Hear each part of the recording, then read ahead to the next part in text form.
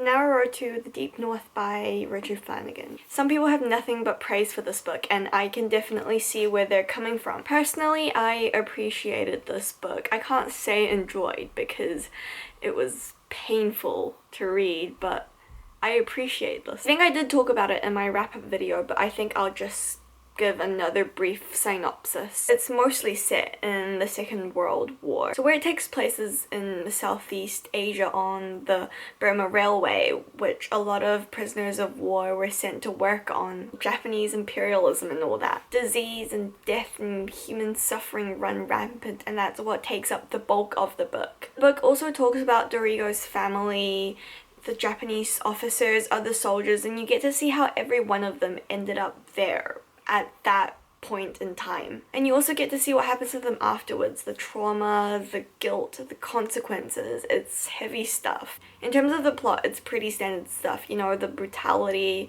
the deterioration of humanity, debauchery, guilt, consequences, suffering, anything you could think of. None of these ideas are particularly revolutionary for a war novel, but it's the way that they're portrayed. I think the strength of this book doesn't lie with the plot, but with the writing. You can flip to a random page and the writing will be so rich you could almost taste it. There's the right balance of this graphic, shocking language and, I don't know, almost like a tone of nonchalance.